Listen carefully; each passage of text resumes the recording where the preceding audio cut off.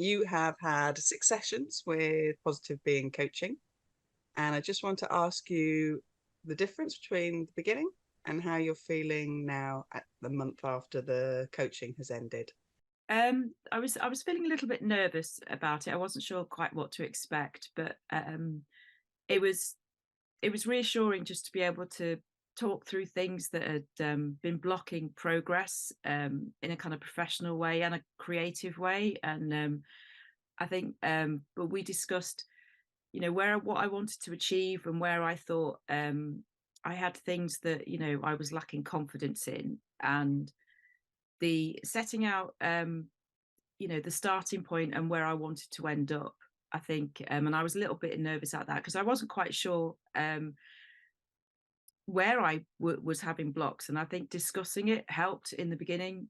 I had some creative blocks on some projects, and I wanted to be able to, and it had been going on for months, almost years, and it was really stopping me have the confidence to be able to I don't know, develop professionally and kind of personally.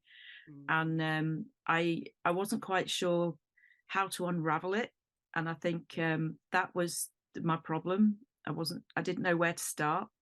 So, what did that feel like in yourself? How was day to day? How were you waking up? It gave me a lack of motivation because I didn't seem as Mm. if I was getting anywhere, and a lack of confidence kind of became a bit of a vicious circle. And the yeah the motivation and the enthusiasm was waning, and it gives you a sense that you're not going anywhere, and it kind of demotivates you in all sorts of areas, and it affects how you interact with other people, that you kind of tend to not want to go anywhere if you're not lacking the well, you are lacking the motivation.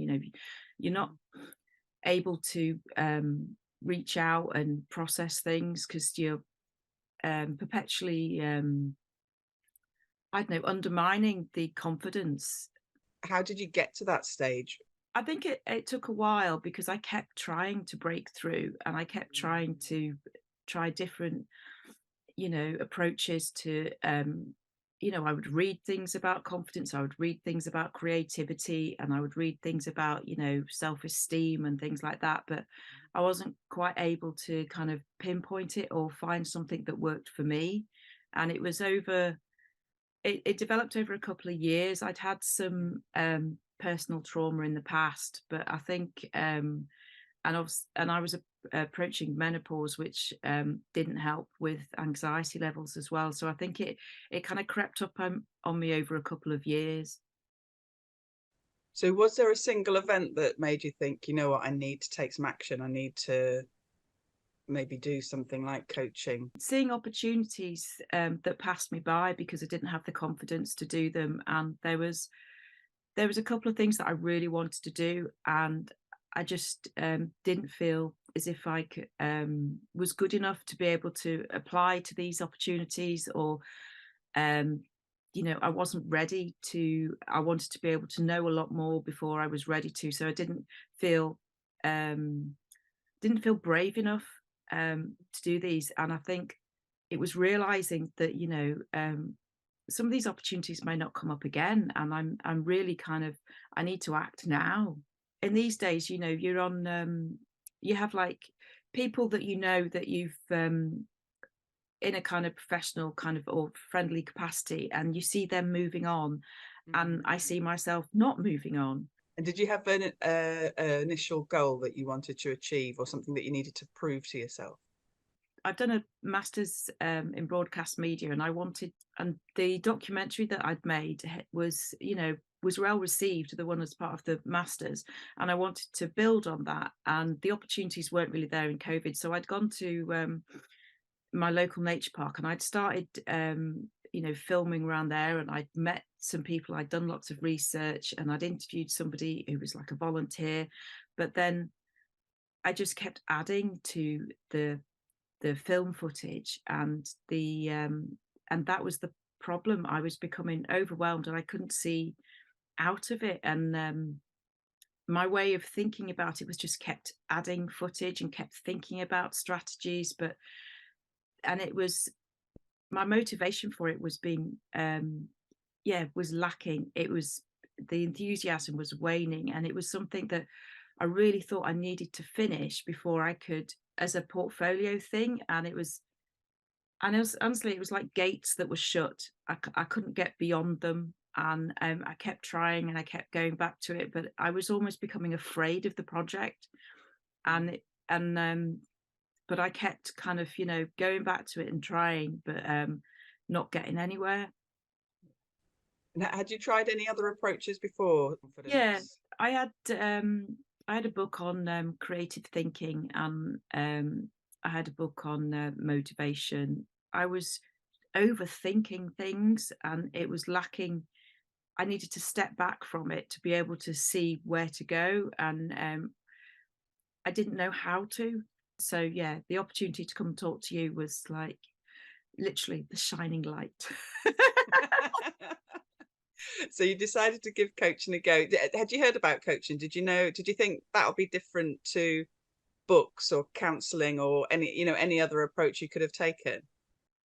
I'd heard about some, some kind of psychological things, and I wasn't really sure how it would apply. And so I took a bit of a leap of faith, really, and was pleasantly surprised at how, under, finding out all this stuff, where to pinpoint things and unblock stuff was, it was definitely the way to go. And I wasn't that aware of, or the strategies and things. It was all unknown to me, so it was, it was definitely a bit of an adventure, but it was like, Mm. wow, it totally works. Yeah, I suppose I should explain what I do is coaching psychology. So it's some coaching can be just about goal orientation and just about being driven. So coaching psychology is much more about that stepping back and unpicking and finding what the blocks are a little bit further back in the whole process of creativity or whatever it is you're trying to achieve in life. So yeah, it does go a little bit deeper because it looks at some of those sorts of issues that are in the background, which is what I love about it, to be honest.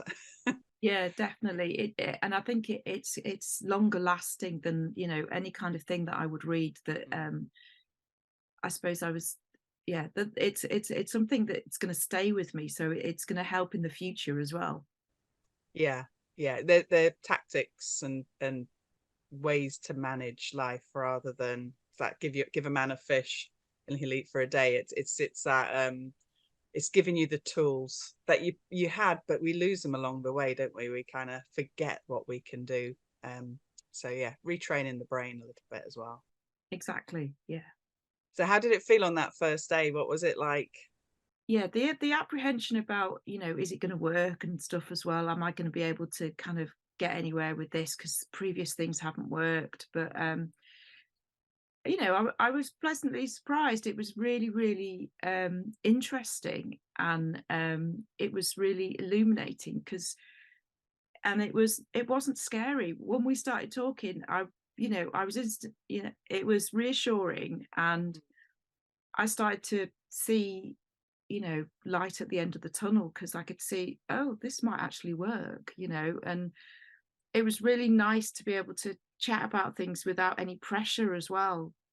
I think at the back of the mind, I was thinking, well, we'll give this a go. Mm. But I you were recommended to me by somebody I trusted, and I think I went with that. I thought, let's go with that, and have a bit of faith, and and it soon became apparent you knew what you were talking about.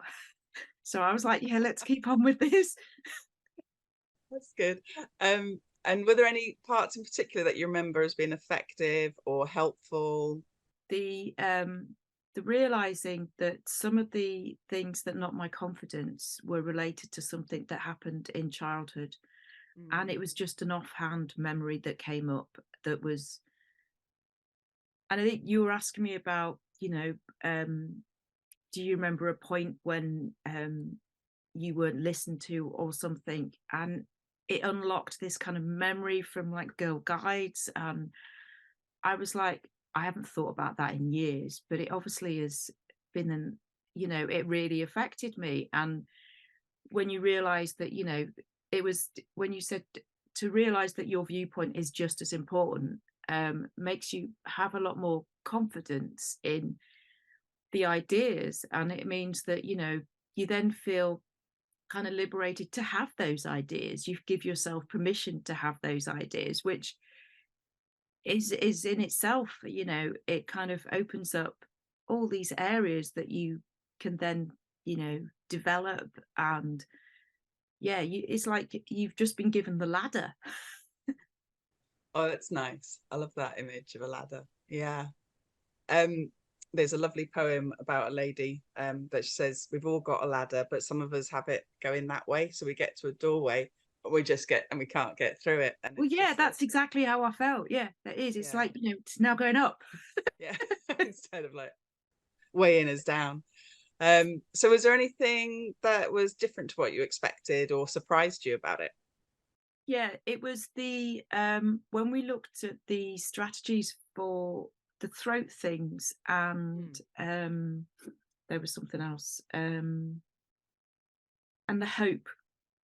I mm, didn't realize how important that was. And unblocking kind of the approach to meditation in kind of relaxing the mind to be able to think clearly, as well as like the previous, finding out where my personal blocks were, like, with the memories and things, but also with kind of practical applications that you need to learn to calm down to be able to step back and see, and let the mind kind of, relax.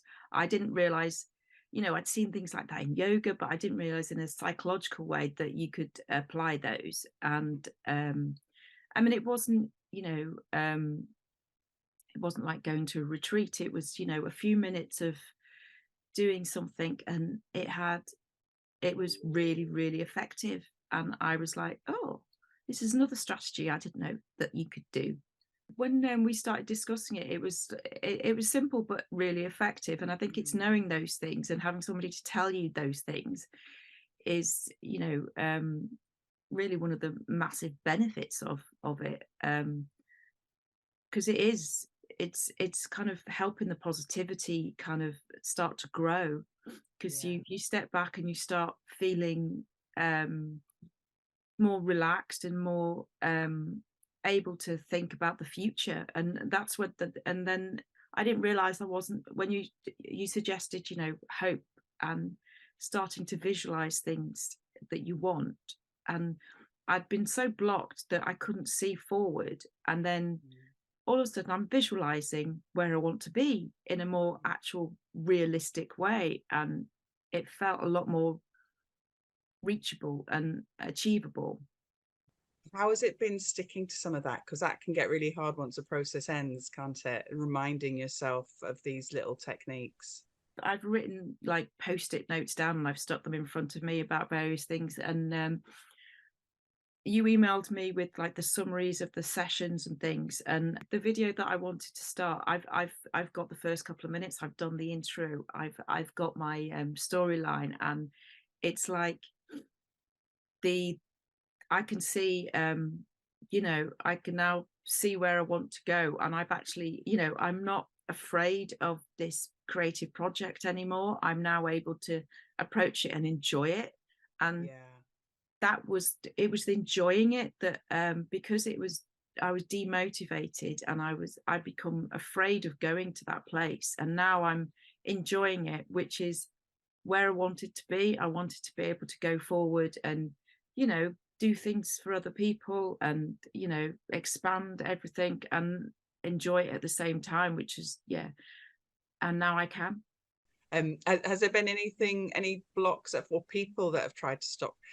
You often find people don't like when their friends and family try and change. Have there been people around you who've tried to discourage you or put blocks in your way, or have they all been internal? I think a lot of them were internal, but I think some people say offhand things, that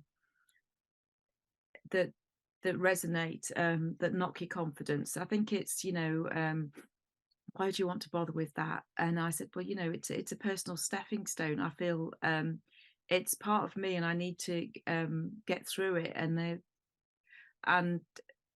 I think realizing that, stick to your guns. And I think it was forgiving yourself for Mm. not being able to get there in the past, and just, letting yourself free up the doubts. And I think it gives you confidence. I have confidence to listen to my own aspirations, I think, Mm.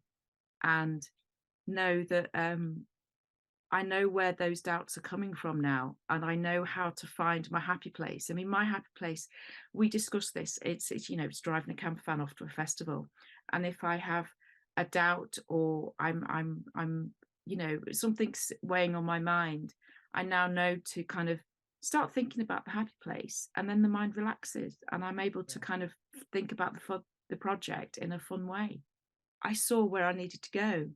I thought all I needed to do was just open, you know, let myself be creative, and let Mm. myself stop worrying, let myself experiment, and let myself trying to judge what I'm doing, Yeah. and give myself the freedom to try something, and know that it doesn't matter that, whether it's going to be amazing or not. The breaking down the wall was realizing that it's okay to not become amazing in 3 seconds. It's a long journey.